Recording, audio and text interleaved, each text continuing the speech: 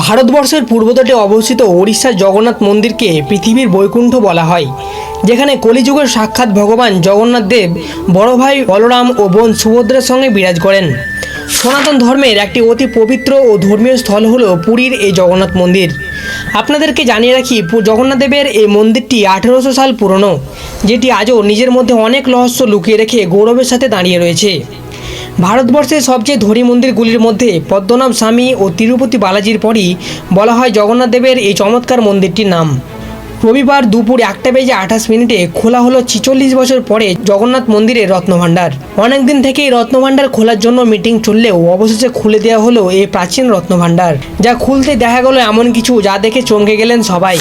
সেটি সম্পর্কে আরও জানার আগে বন্ধুরা, আপনি যদি জগন্নাথ মন্দির গিয়ে থাকেন তাহলে চ্যানেলটিকে সাবস্ক্রাইব করে কমেন্টে জয় জগন্নাথ অবশ্যই লিখবেন।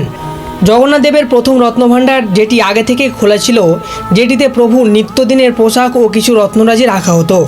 কোনো বিশেষ অনুষ্ঠানে এখান থেকেই পোশাক ও অলংকার নিয়ে পরানো হতো জগন্নাথ দেবকে।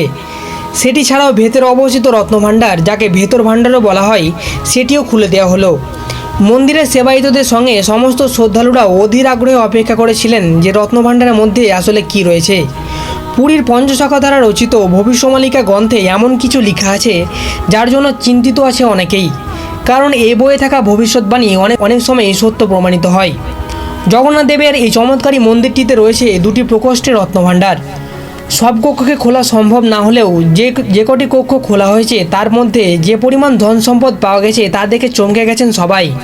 মন্দিরের গোপন কক্ষে রয়েছে 7টি ঘর, এমনটাই শোনা যায়, যার মধ্যে 2টি ঘরের তালা খুলতে সক্ষম হয়েছেন কর্মকর্তারা।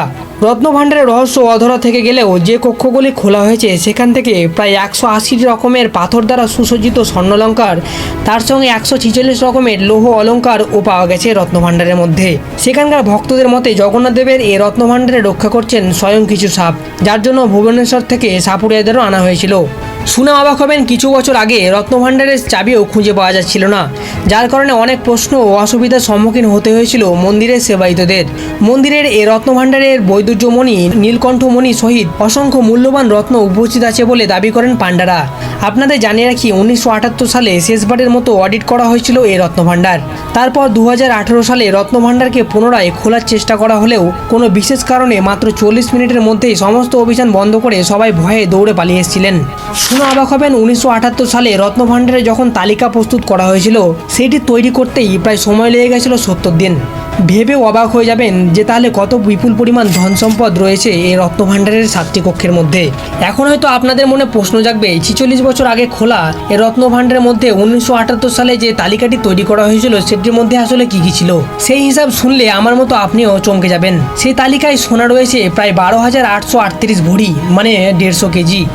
রূপোর গয়না রয়েছে 293টি, যদিও এই হিসাবগুলি একদম সঠিক নয়, কারণ রত্নভাণ্ডারে কোন প্রান্তে কী রয়েছে সেই রহস্য আজও অধরা। ভেতরের ভাণ্ডারে 333 রকমের অলঙ্কার রয়েছে অডিটের তালিকা অনুযায়ী। ভেতর ভাণ্ডার নিয়ে আমাদের জানা ছিল এতটুকুই, যা আজ থেকে 46 বছর আগে অডিট করা হয়েছিল। কিন্তু রত্নভাণ্ডারের দরজা খোলার পর এবার 46 বছর পরে বদলে যেতে চলেছে সেই হিসাব। রত্নভাণ্ডারে যাওয়ার আগে সবাই রীতিনীতি মেনে পবিত্র হয়ে ধুতি পরিধান করেই প্রবেশ করেছিলেন। সঙ্গে নিয়ে যাওয়া হয়েছিল এরকম সিন্ধুকগুলিকেও, যাতে করে নিয়ে আসা হবে জগন্নাথ দেবের রত্নরাজি। জগন্নাথ দেবের ভক্তগণ সহ সকলেই অধীর আগ্রহে অপেক্ষা করে রয়েছেন যে এই রত্নভাণ্ডারের রহস্যের উন্মোচন কবে হবে। আর আমরা সত্যিই খুব ভাগ্যবান যে জীবিত অবস্থাতেই আমরা এই ঘটনার সাক্ষী হয়ে থাকব। বন্ধুরা, কমেন্টে জয় জগন্নাথ অবশ্যই লিখবেন, আর ভিডিওটি কেমন লাগলো কমেন্টে অবশ্যই জানাবেন।